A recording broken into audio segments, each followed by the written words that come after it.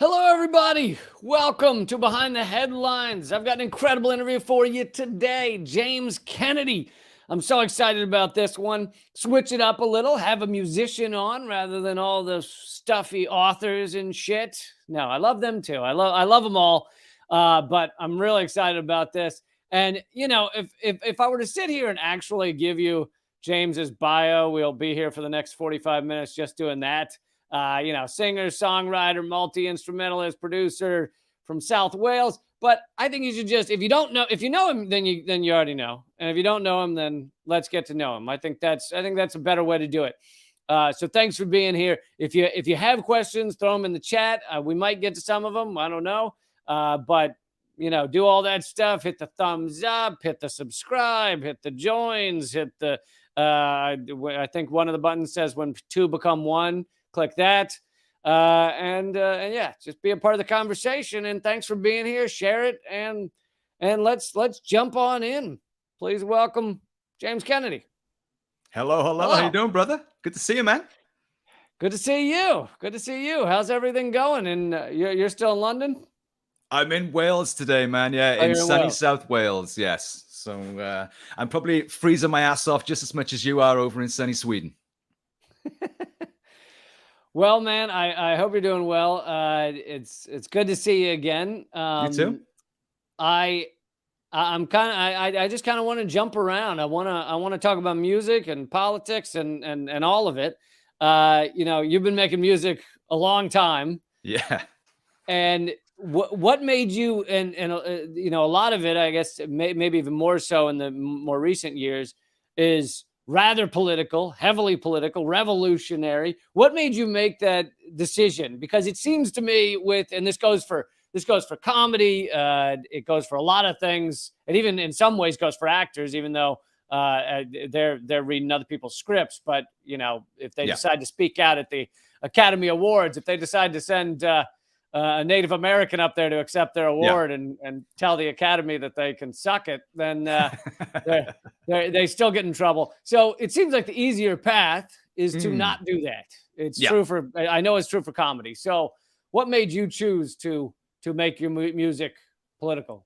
Well, I've got a very strange back catalog because I've got 7 albums now. And if you jump in the middle of that catalog, you get stuff which is very personally orientated. Because by that point, I'd grown up a little bit, had a bit of hair on my balls, and I was starting to realize that life wasn't panning out the way that I'd idealized. That was the name of the third album, Hair on My Balls. Hair on My Balls. Yeah, you heard that one. Right, cool. It's part of a trilogy.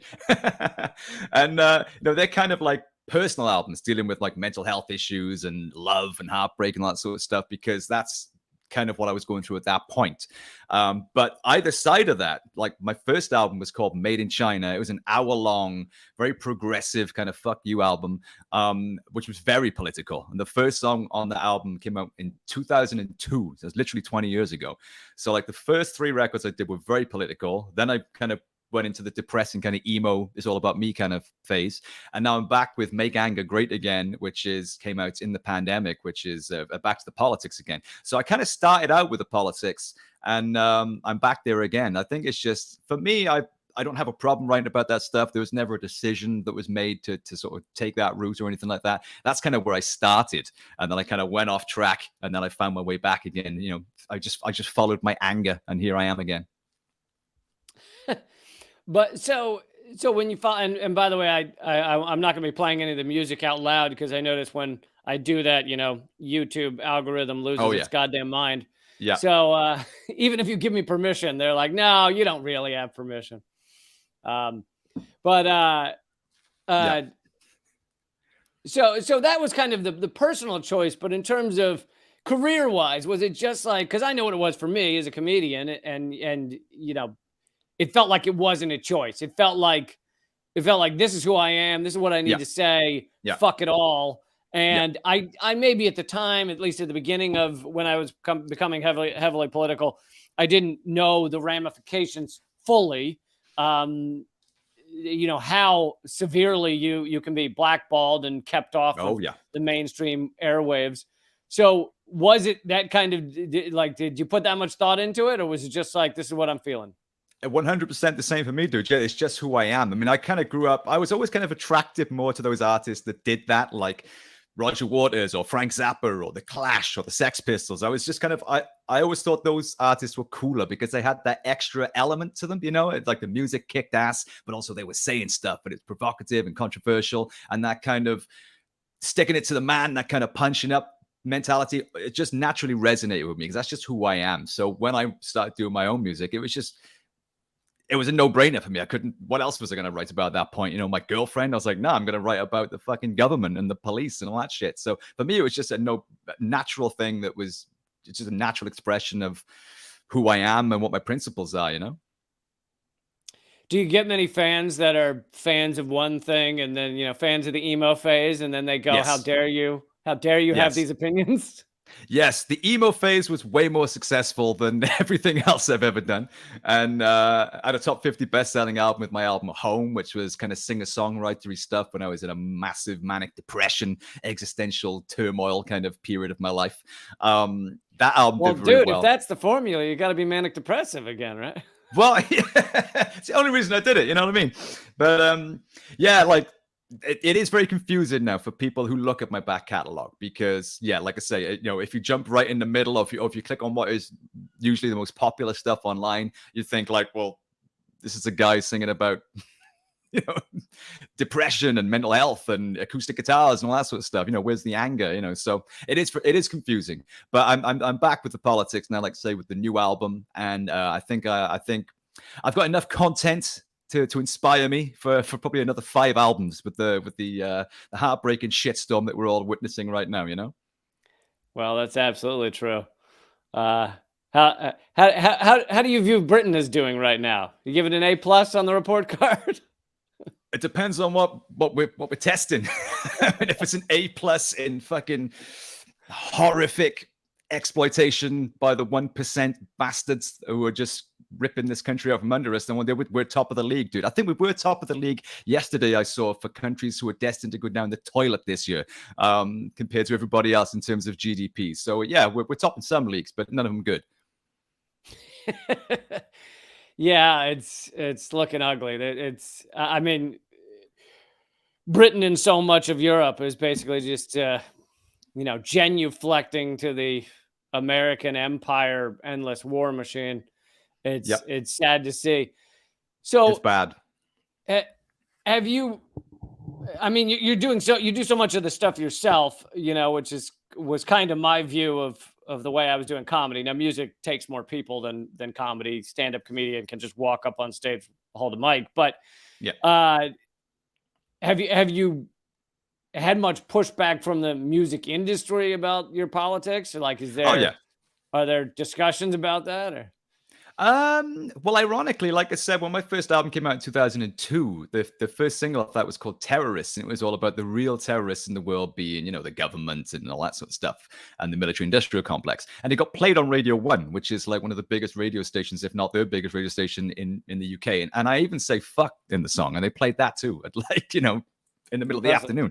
So I kind of thought, wow, I was expecting more of a pushback on this, but that was just beginner's luck, I think, because ever since then the doors closed and like nobody would entertain the idea of putting my music out, which is why I went independent. And I've been independent ever since, and now I'm just used to that, and I wouldn't have it any other way. You know, I mean, if I had an option now to put something out with a label, I'd be like, well, why would I bother? You know, I've got my own record company. I've got my own music publishing company. I produce my own records. I can put them out when I want. I haven't got to answer to anybody, and I can say whatever the hell I like. I honestly don't think I would be able to have said a lot of the things I've said in my songs if I was with a label. I think they would be like, we can't, it's too provocative, you know, it's going to offend people, we can't say it. The problem I've got now is, I mean, that formula was working well for me as an independent artist, but we spoke about this on my podcast, is this shadow banning thing, because now we're at the mercy of all of us, whether it's comedy or musicians or whatever. We're at the mercy of the tech companies. If we want to promote ourselves on social media, or if we want to distribute our music through, you know, Apple or Spotify or whatever it might be, they can decide, as they have done with me, whether you get to hear that or not. You know, when my first song off the new album, The Power, came out in 2020, it was taken down by YouTube a day after it came out. I have my advertising rights revoked on Facebook, Twitter, and Google, and I've been shadow banned on all the social media platforms ever since, you know, from that one album. So it's not so much a kickback from the record industry as such now, it's the tech industries. which I know you've had a problem with as well, to say the least. Absolutely. Well, I'm back. My podcast is back on Spotify because I renamed it, and Spotify hasn't caught on to that yet. So now it's the Lee Camp Show, and hopefully they won't figure that out anytime soon. But yeah, what was it that was said in The Power that was so controversial? To the disillusioned, the ignored, and oppressed, the time has come to make anger great again. Because I can't take no more. I'm gonna break, or I'm gonna break the law. There's more fists than guns, so let the stampede run. The 99-1, who wants a revolution? That's the first verse. Yeah, can't call for revolution. That's a new thing. It used to be you could. I guess John Lennon did, although John Lennon got plenty of pushback as well. Yeah, but he was a Beatle at that point, so he was massive. I mean, you can get away with it if you're massive. I mean, look at Rage Against the Machine or The Clash. You know, I mean, if you're signed to a major label and you got traction, at the end of the day, record industry, all they care about is money. They care about money more than politics. You know, so if you've managed to get that lucky streak going and you're bringing the dollars in, you can say what the fuck you like, you know. But I mean, if you're independent and you're crushable, then crushed you shall be. Yeah, and with Rage Against the Machine, and you know, I'm no genius on this topic, so someone could prove me wrong. But my thought was they were kind of the last band that, well, in America, I don't know how it works in other countries, but that was able to get famous and hugely successful in the way that they did, which was college radio. And in the 90s, college radio was still pretty free. I mean, you had basically students and recent grads throwing on whatever they wanted to play. So shit could go viral in that way. They could just play what they wanted to play. And now even college radio is largely taken over by the big conglomerates. And so I don't know that there could be another kind of Rage Against the Machine situation. I mean, yes, that music exists. Your music exists. It's out there. So I'm not saying there aren't that type of music out there. It's just, is it going to be played all over the radio? I don't know. No, well, a lot of people say, like, in the record industry or in musical circles, people say, like, where are the classic bands? There's no more classic bands anymore. Like, where's this generation's Pink Floyd or Nirvana? Where are the classic bands? And they say that as a judgment against musicians these days. And it's the same with politics. People say, like, why aren't bands these days talking about politics? Well, they are. There's millions of bands writing protest songs and very awesome music as well. But you're just not going to hear about them because you're not going to hear about them on the radio. You're not going to hear about them through the record label machinery because that's pretty much all gone now. And I think it's the same reason that there's no more classic bands. It's because it's all changed. There's no music industry anymore. There's no money. It takes $1 million to really properly break a band because it's ultimately all about promotion. And these days, that's all gone. You're dependent upon social media. And if you're a political artist, as we've just talked about for our own personal experiences, if you're a political artist, then you've got to deal with the algorithms and the tech companies who are very consciously censoring this stuff. As I know from personal experience, as do you. So it's not that the stuff isn't out there. It's just that the terrain has completely changed and we've got different obstacles now. Whereas before, when we were in the culture of gatekeepers, there was still always the possibility that if the stars aligned in the right way, you could be a political artist and still get lots of financial backing and a big platform. But that's all gone. But that doesn't mean that the art isn't out there. It doesn't mean that the sentiment isn't out there and that the music isn't out there, because it is. But somebody is keeping you from hearing it. Yeah. I think that's all accurate. And and you know, as with John Lennon, and you know, there's probably 100 musical examples, but Jim Morrison's another one to some degree. But they yes, they became political, but they didn't get famous as a political voice. And it's very true with comedy. It's just, you know, Richard Pryor was very straight-laced and did his little happy comedy that was allowed on late night TV, or it wasn't even late night then. George Carlin, you know. George Carlin was that way. Lenny Bruce, they got famous in this with the straight-laced, clean stuff, and then they had a shift. And they started saying edgier stuff. And at that point, they were kind of undeniable. I mean, George Carlin also was on his, you know, when he was at his heaviest political was in the 90s, late 80s and 90s. And it's because he was on HBO, which doesn't have ads. And so he was kind of unaccountable to corporate America. But yeah, it's you can't get successful doing that. You can have a change and become something that's edgy and political, I guess. Yeah. Yeah, 100%. Yeah. I mean, there's a lot more opportunity now, I suppose, because at least you don't have you don't have to get through the labels first. Like, I can make my music. I Right. don't have to answer to anybody on that front and put it out there for free. But the barrier we've got now is whether anybody can hear it. But it's the same on social media. I mean, even if I wasn't a musician, I would still be talking about this stuff on social media. And ever since 2020, when that album came out, like, I've got nearly 300,000 followers on Twitter, which I've built up organically over the years that I've been doing this. And now if I tweet, I think about like 3 people get to see it. It's fucking ridiculous. Like Instagram or Facebook, I haven't posted on my Facebook page in about a year because I just don't see a point. There's no point. Same with Instagram. Like, and it bothers me. For me, it's the principle of the thing. It's like those people have all voluntarily chosen to follow my content. They've signed into it, and I'm giving it to them, and then some other motherfucker is not letting them see it for reasons that I don't agree with. You know, I mean, I'm not inciting violence. I think my values and my principles are in the right place, and you know, we're supposedly live in a free country with freedom of speech. So if I post these things, why can't people see it? You know, it pisses me off, man. Yeah, it's been the same with me. And you know, besides the YouTube channels that have been deleted and stuff, my Facebook was my big presence. It was, you know, at a certain time up until 2016, I was getting 5,000 followers a week. I have 330,000 followers, but you know, I post on Facebook now, and you know, they'll. What's funny is they'll literally show you how many people they showed it to. So they'll be like, you know, 1,000 people saw this, and you're like, here's what you could have won. That's 1/300th of my followers. Yeah. One time I remember counting that a post had been seen by 0.1% of my followers. I've had that, dude. I think I had one that didn't get seen by anybody. I couldn't believe it. It's like, oh, dude, it's fucking wrong, man. And it pisses me off because, it's political. It is. I mean, if I actually did a test, I think I signed up a new account that had no followers, and I just followed myself. And I sent 2 tweets, one of them political from my main account, and one of them was just about some banal and bullshit like my dog or something. And then I went back into my new account, and I had 1 tweet in my timeline. I had 2 actually. There was one about the dog, and there was one from the BBC talking about Putin and why Russia are the bad guys. And that was the only 2 things I had in my fucking timeline. So I was like, there it is in black and white, man.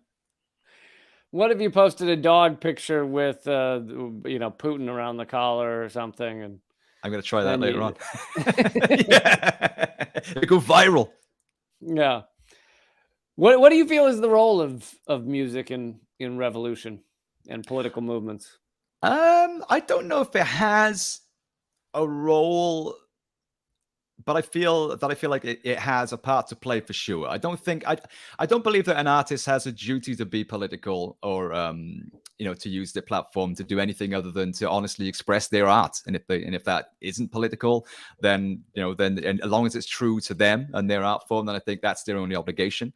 But I do think that music and art has a very important role to play in affecting change because, I mean, as humans, you know, we're primarily emotional creatures. You know, we're not logical animals. So I think music and arts, I mean, music for me, I think is the most powerful one because it gets right to the source. It hits you right in the heart. It can make you sad. It can make you cry. It can make you happy. It can make you angry.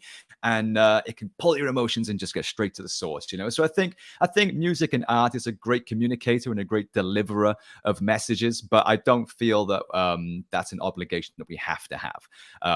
I just personally prefer to do that because I'm interested in these things as well. And to express that through my music is a double whammy for me, you know?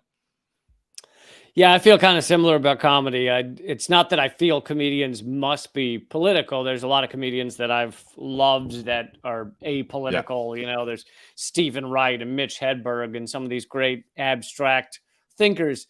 But I will say that it always, I'm surprised there aren't more that comedians that get to the point that they have a strong opinion.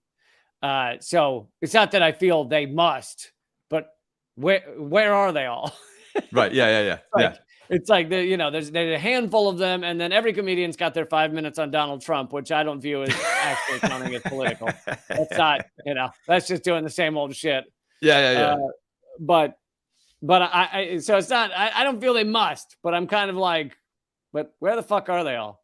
So, Yeah. What's it like? I mean, is it the same then, as like we just described with music? Is it the same with comedy, and working with the TV networks and things like that? I mean, are you making a rod for your own back if you take that route? Is it just easier to do your little 5 minute shtick about Donald Trump and then go back to talking about airports? Is that going to lead the road to riches, or yeah, it is. It is a much easier career path. I mean, that doesn't mean it's easy. I mean, there's Yeah, millions of failed comedians out there who gave it their all, but yeah, uh, it's not easy. But it's definitely easier, and it's also, and this may be a little less so with music, because music, you can play a show, and if there's one guy booing, is your entire audience, you're still going to play a similar show to, yeah, yeah. to if everyone's cheering.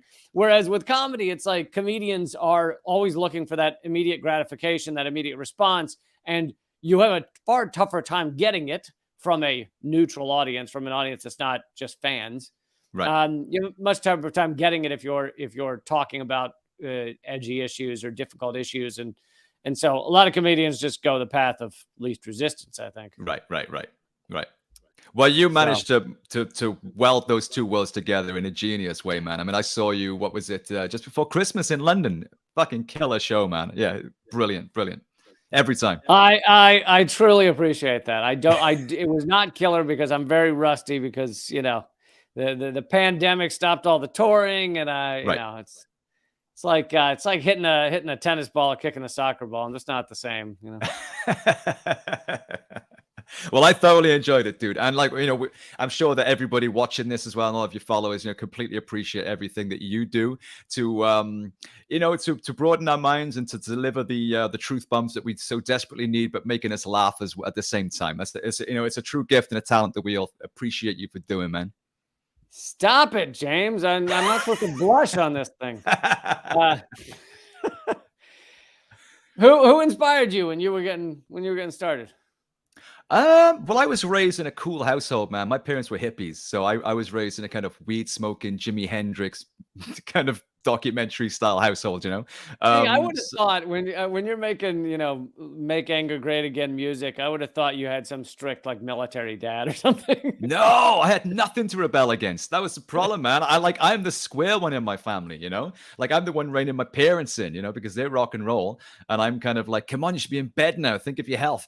And so like, yeah, my parents were like, anything goes, man. Like we had like, I was raised in a household of like weed smoke and Jimi Hendrix and Led Zeppelin and Pink Floyd and Frank Zappa, Kate Bush, Beatles, all that good stuff, So yeah, that's where I started from. So I had nothing to push back against. So from that, I started playing guitar when I was 9. With a guitar that my dad stole from a music shop. I didn't want a guitar, but he couldn't afford Did he anything. steal it? Did he steal it for you? Was he like, I need to get my kid a guitar?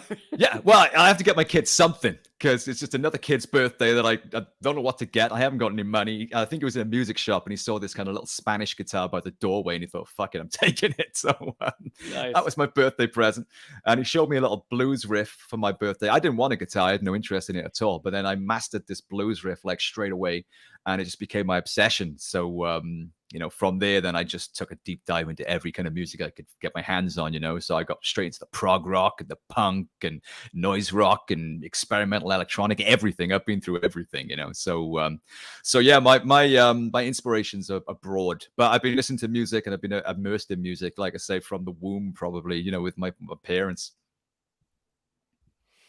Nice.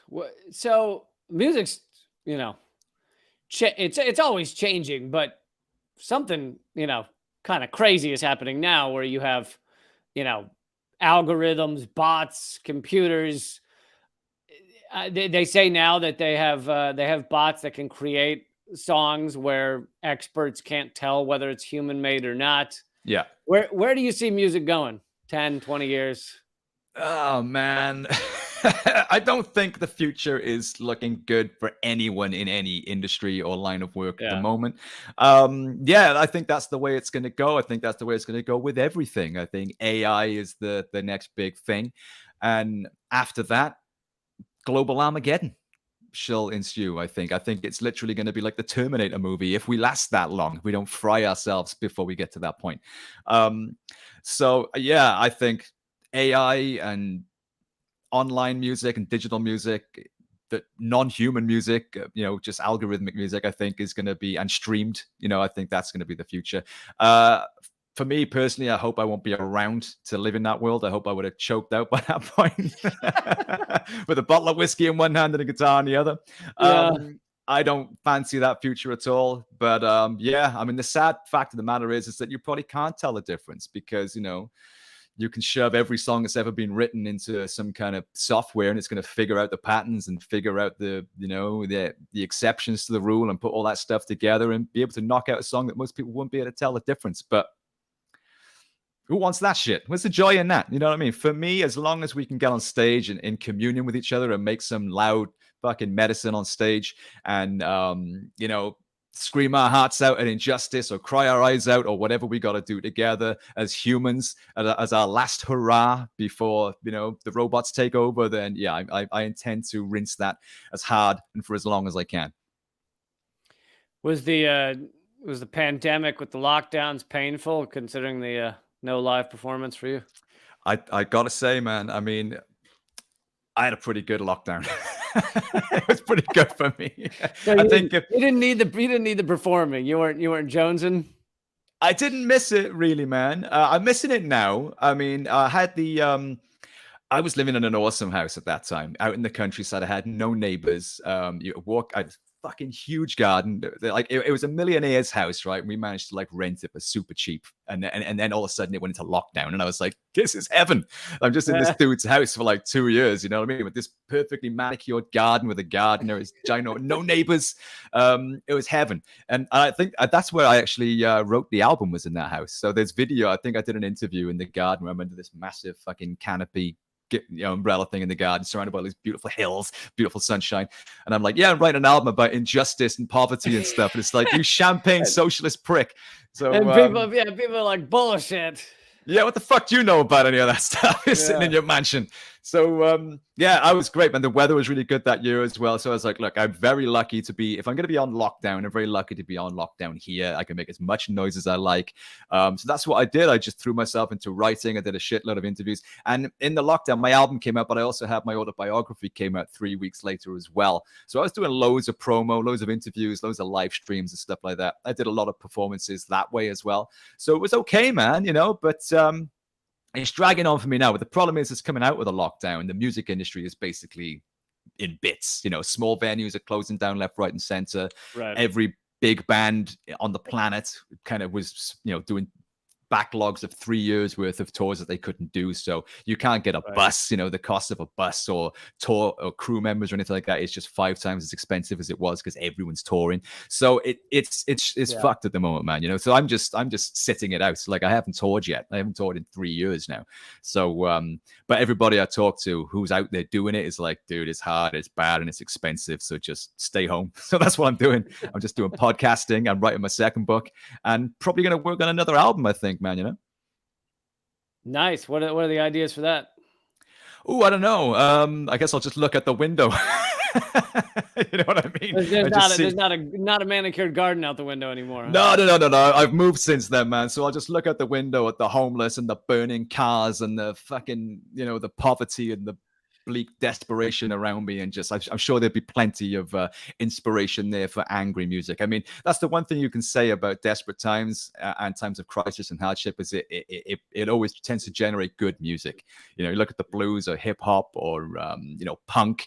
So hopefully, out of the horror that we're all having to live through right now, there may be a resurgence, there may be a kind of renaissance in some awesome new music that's going to come out and change the whole terrain for us all. That'd be nice. I'd be open to that. You, as you mentioned, you do a podcast. You've talked to, a lot of people. Most important interview you've ever done is with Lee Camp, of course. But for real, yeah. The great Lee Camp. That blew minds, man. That interview, there were thousands took to the streets. A couple of people took their own lives. It was powerful. It changed the game. It changed the game, dude. I've never seen anything like it. So I thank you for that, man. Honestly, a lot of fellow podcasters took their lives because they couldn't compete. They knew it was over. Yeah, dude, it was a game changer. Honestly, I can't thank you enough. But and you speak to artists, you speak to academics, you speak to all different types of people. What have been some powerful interviews you've done, and who's kind of influenced you? Oh man, well, yeah. I mean, I started the podcast. I suppose it came out of the lockdown. My booking agent said, "Look, if you're not going to do any shows, at least do something to keep your audience engaged and to keep this. Give me something. Come on, man." That sounds more like a therapist. Yeah. Well, it's turned out that way, actually. I was like, I don't want to do a podcast. I did one episode, and the first episode is me saying, I don't know why I'm doing this. I don't want to do a podcast. I've got nothing to say. I'm probably going to do about 3 episodes, and that'll be the end of it. And then the next week, I had you on. So I was like, oh, this is pretty fucking cool. And then I had Greg Palast on and Dan Gardner. I've had loads of people on, man. Loads of rock stars and stuff as well. I didn't realize I was your second interview, which means, because I remember there were people attacking you, which is hilarious. So that means your second interview, people were like, "You're talking to that fucking Russian agent? What's your problem?" Yeah. Well, I'm used to people attacking me. I was glad that they were attacking you, really, through me. I was like, I can handle that. That's fine, you know. Yeah. So but man, I had Stella Assange on a few weeks back, because I know she was on your show as well. That was a pretty powerful one. Weirdly the same day, right? Yeah, I thought because of the time zone difference, I thought she was on your show after mine. So I said, "Oh, please say hello to my friend Lee Camp," later on. And she was like, "Okay." And then I noticed that you'd already done yours. So I was like, she must be thinking, what the fuck's this guy talking about? It was like, you've lost your mind, yeah. Yeah. I don't know what day of the week it is, but I'm a musician. You can get away with a lot when you're a musician. You just say, "Oh, I'm a guitar player." I don't know what I'm talking about. So, but that was a good one. I've had Professor Peter Phillips. That was a really cool one. He's the author of a book called, what the fuck's a book called? Giants. It's called Giants. Amazing book. And basically what he does in the book is he lists exactly who the elite are. So we talk about the elite all of the time, like the elite are running the world, is all the fault of the elite. Who are we talking about? And he actually lists who they are by name, which is fascinating. It's like 300 guys. He's whittled it down to 300 men and women, and he names who they are. He names what university he went to, what kind of affiliations they've got, how much money they earn, what networks they're a part of, and he puts it all together. And I thought it was just such a fascinating document to have. I've got it downstairs, and I got him on. That is interesting, because you're totally right that people will criticize a lot of this stuff, but they often won't go into like the names or the corporate entities or And it's fixed when you look through it and you're like, okay, like Bilderberg Group, or you look at all the things that they're all a member of. It's like, it is, as we know already, it's kind of like a revolving door. It's the same names, the same faces all the time. He's on this board, and they went to that corporation, then he's working for that government, now he's on that fucking advisory board. It's the same people, and you just realize then, okay, well, I can see what I'm dealing with now, because I know what people I'm dealing with. I can see the patterns in their lifestyles and how they get to where they are. And they are all highly educated, mostly white, rich, Western pricks, basically. You know what I mean? And so basically, he just took the visitor's log book from Jeffrey Epstein's island and published it? Pretty much, yeah. I know that when we talked on, I think it was when we talked on your podcast, you had mentioned that you kind of had a time where you went too deep and you started believing Alex Jones and stuff, and now you've kind of come back to a more reasonable place. Where do you, like, where would you say your media literacy comes from? Like how do you decide where you're getting your information? Well, I was, up until that point, I think the Iraq War did it for me with Tony Blair. I hate Tony Blair more than I hate Margaret Thatcher, which for a kind of Welshman is a lot of hate. You know what I mean? So I was a traditional lefty at that point. Anti-war, protesting against the Iraq War and stuff. I believed very much in democracy and the electoral system. I believe that was the way to do it. And when the Iraq War came along and all of that was proven to be completely futile, and it happened anyway. We had some of the largest protests in British history, and they went and did it anyway. And as a kind of young lefty, I was young idealistic, lefty, that kind of just punched me in the gut, and I became very cynical, very apathetic, and very just disillusioned with the whole thing. And then I discovered David Icke, and he was very articulate and seemed like a nice guy, and he was explaining all this stuff and how it all fits together. And I was like, shit, it makes a lot of sense, and a lot of it does make a lot of sense. And then I was like, oh, but then he thinks they're all shape-shifting aliens. Okay, well, let's just go with it and see where it goes. That's the genius of a good con man, is 95% of it is accurate. Right. And then the 5% is like, and so the Jews did it. Yeah. So. yeah. And I went all the way down that rabbit hole, man. I was down. I got as far as the aliens, and I was like, I'm not so sure about that, but the other stuff makes a lot of sense. So I was actually at a Bilderberg protest just outside of London, a place called Watford. Must have been about 10 years ago now. And I was supposed to be performing there. And so because I was an artist, I was backstage behind the kind of like Woodstock stage thing they put together. So David Icke was talking, and whilst he was on stage giving his speech right outside the Bilderberg Hotel, where all of these kind of capitalist scumfucks were having their kind of, orgy or whatever it is they're doing there, sacrificing a kind of, a T-boy or something. Mainly peeing into the skulls of, children or something. Yes, that's some weird bullshit, drinking blood or whatever it is they're doing there. They were doing all that. David Icke was giving his thing, and I was like, oh my God, yeah, we're changing it, man. We're here. We're fucking telling them. And I was waiting to do my thing, and Alex Jones was sat next to me, barking up into his selfie stick. I'm here in Watford, Alex Jones, all this sort of shit. And I was like, oh my God, this guy is there anything that's more...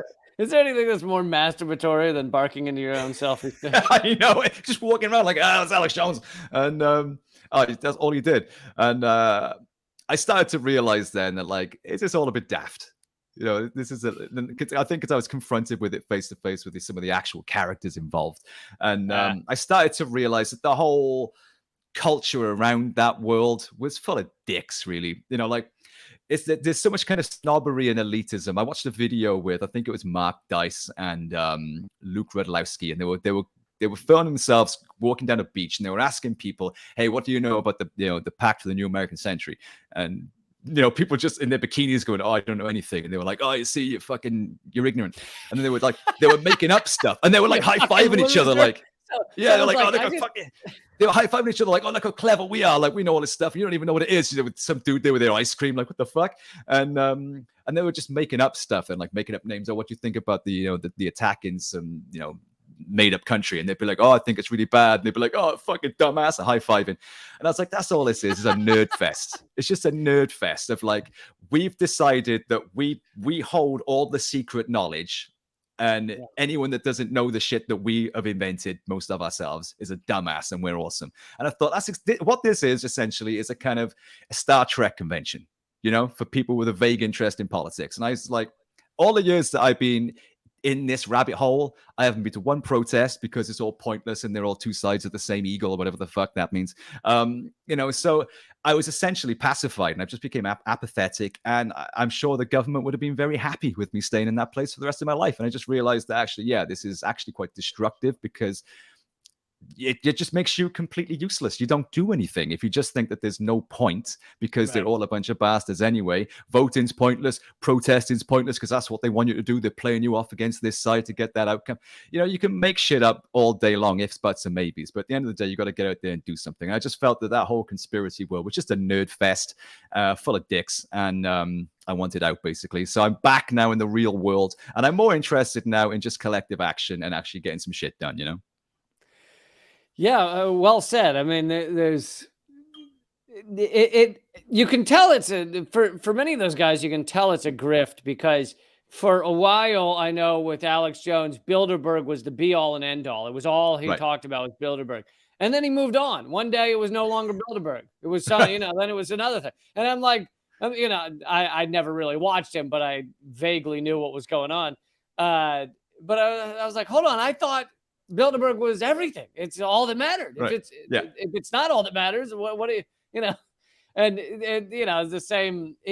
He also, like, he realized he needed a conspiracy that would never like age or get old, and so he eventually jumped onto the climate crisis as a hoax thing, and that became his main push.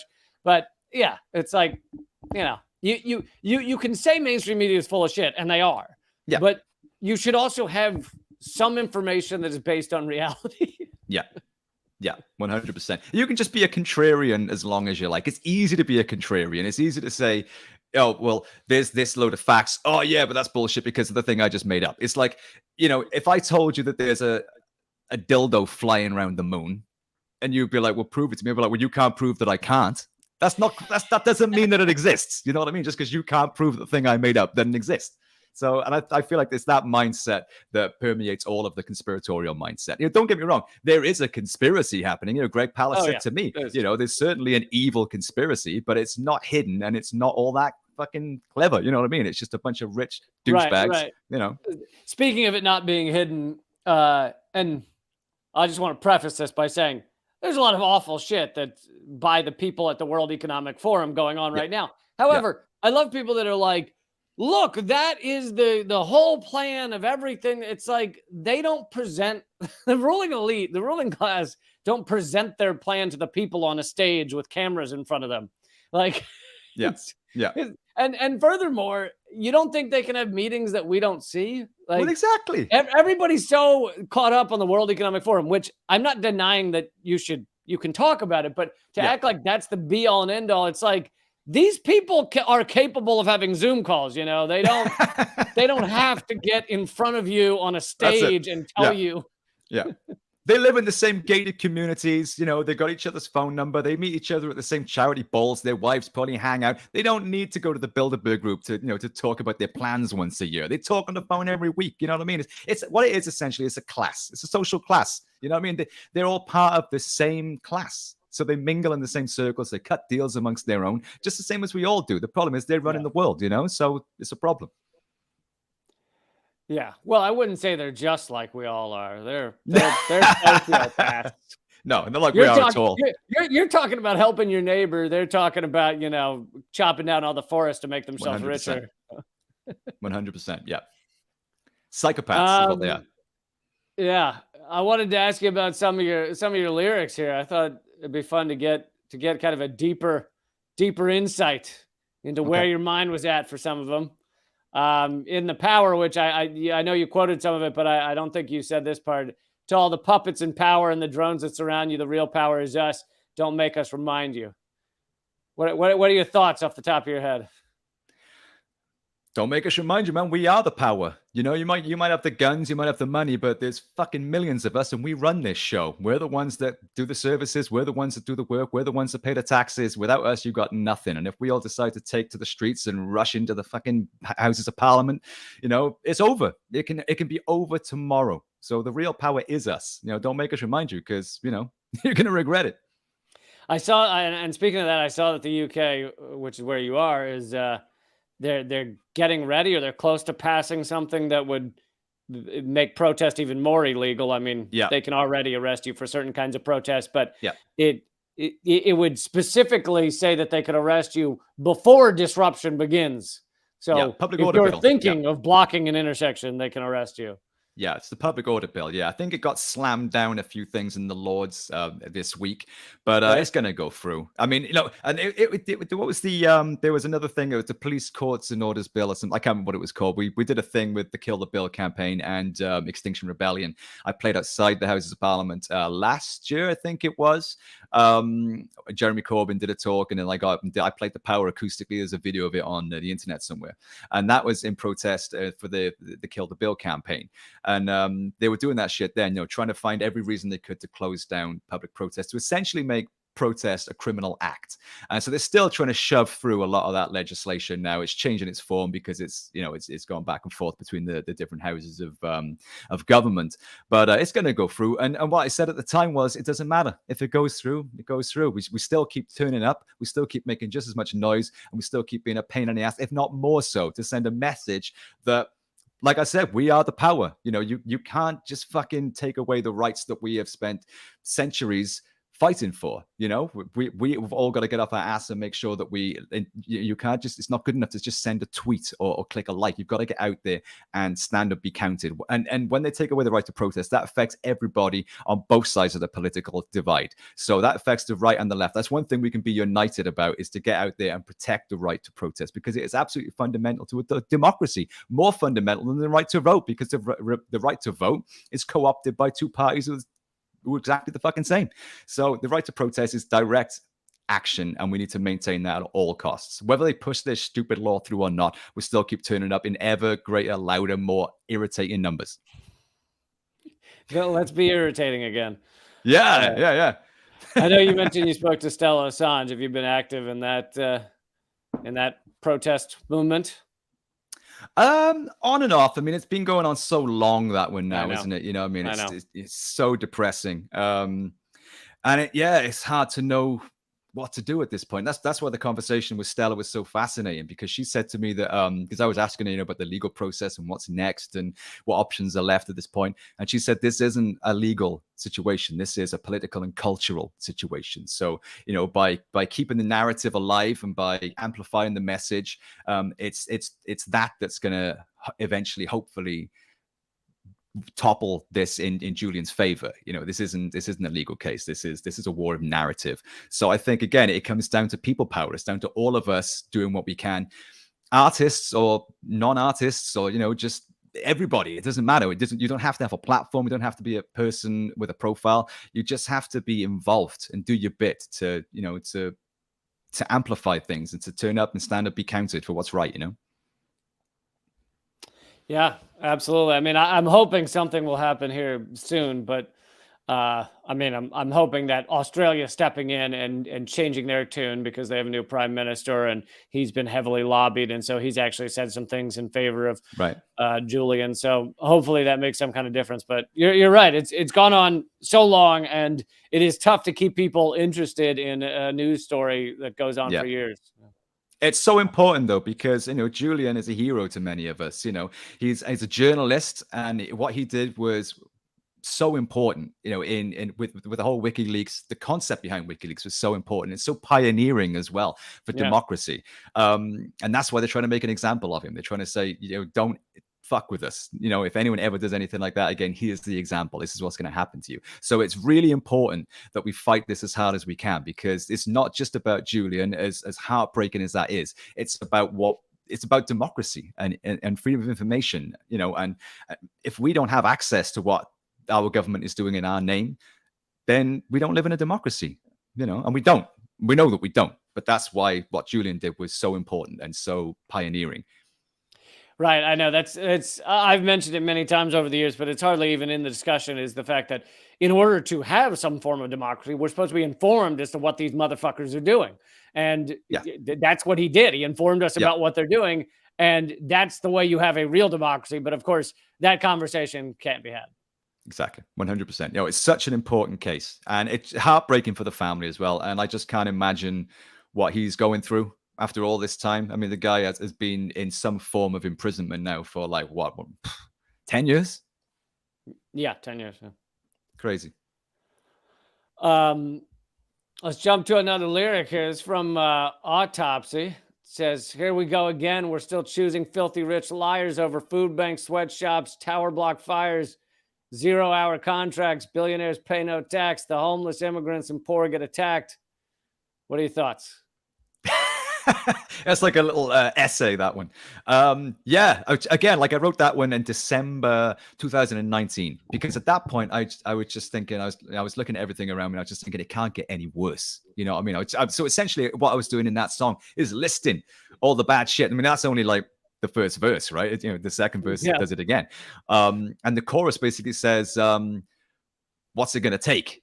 Wake up, or we get what we deserve." So even back then, I was thinking, right, come on, enough's enough. It's time to take to the streets and do something about this now. It can't possibly get any worse. And now here we are 3 years later, and I'm like, oh shit, I had no idea. You know what I mean?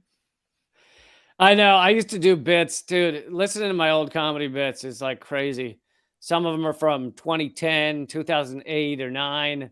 And it's like, I'll go through how we got climate crisis. Nobody is getting paid well. Everybody's scraping by, pollution.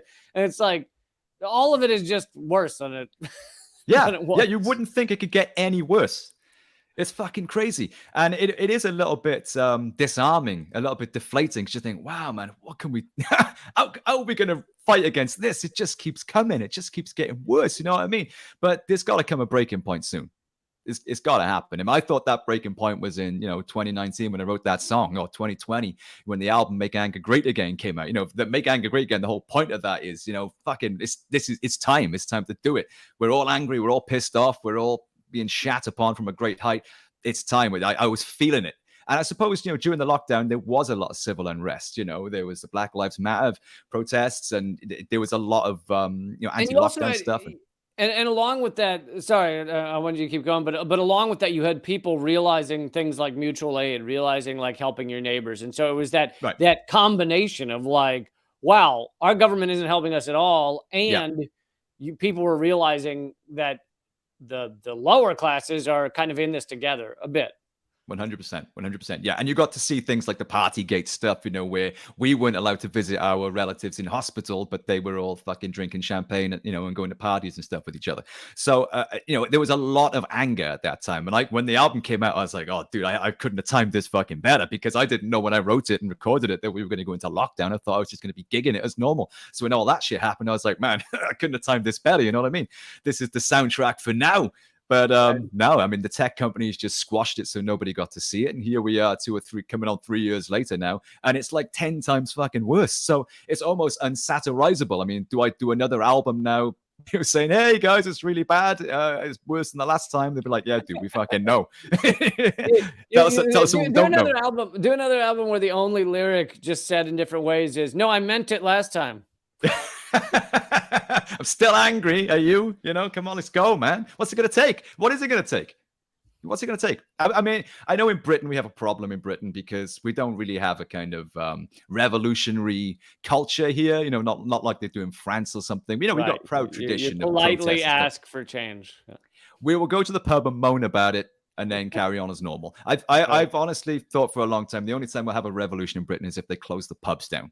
That'll be like, fuck, that will tip the balance. You know what I mean? So let's hope that happens. With lockdown almost happened. Yeah. And people were genuinely pissed off about that, man. You know what I mean? It's like, people were doing lock-ins in their own house and stuff like that illegally and getting arrested and shit like that because, drinking is our thing, dude. How about rather than closing down the pubs, people can't afford a pint anymore? Couldn't that do it? That could do it. If we can engineer that in some way. I mean, we're engineering a revolution by, kind of unprincipled means here, but whatever gets the shit done. It's time, man. It's long overdue. Yeah. We got to get these guys gone, man. I mean, the Tories, they've been here for 12 years. They've just fucked everything. They fucked everything. It's the worst it's been in my entire life. I've never seen it this bad on all fronts. The problem is, if you look at the other side of the chamber and you look at what we've got as the opposition, it's like, oh shit, those guys, the Labour Party. Because and what's really interesting is these leaks and things that have come out revealing that the Labour Party, a large faction of the Labour Party, actually worked very hard to kneecap Jeremy Corbyn, their so-called leader. But of course, he was, a socialist or borderline socialist or whatever you want to call him, leader of the Labour Party, which was unacceptable. So you have the Labour Party working internally to stop him, which is very similar to the Democratic Party working internally to stop Bernie Sanders. Yeah. Exactly the same. Yeah. And Corbyn, there was such a massive upsurge in support, especially in the younger generations for Jeremy Corbyn. And it really felt like, wow, this is the red wave has come, again, finally, after all these years, because Tony Blair pretty much killed the Labour Party. Margaret Thatcher said her biggest achievement was Tony Blair because he trashed the opposition. There was no longer an effective opposition. It's like Bill Clinton. Yeah. Yeah, 100%. And Jeremy Corbyn represented traditional Labour values again, and the surge was so popular and so fervent. It was like, there was hope again for the first time ever. And it wasn't the Tories that killed him; it was his own fucking party. Yeah, and now we have the leaks to prove it. Yeah, 100%. But of course, it gets almost zero coverage. I mean, from what I've heard, of course, U.S. media, but apparently British media as well has not covered these leaks that have shown what happened internally almost at all.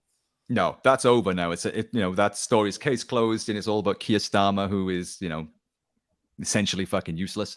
So but we don't have proportional representation in Britain. So it's first past the post. So I'm a member of the Green Party now, but they got no chance, and I know that, and they know that too. So you got to vote for Labour because that's the only chance you get of getting rid of the Tories, which is priority number one for everybody. But that doesn't mean that, yeah, that's a good set of options, because the Labour Party are essentially Tory light, you know, different color tie.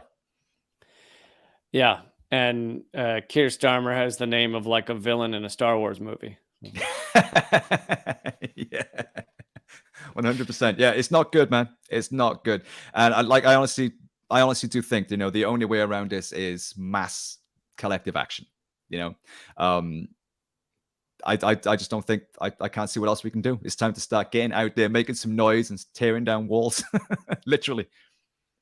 And what's your view of the media in Britain? Because, you know, I know how bad the U.S. media is, and I know to some degree how bad British media is, but I am not there. So, yeah, I want to hear your take on the media.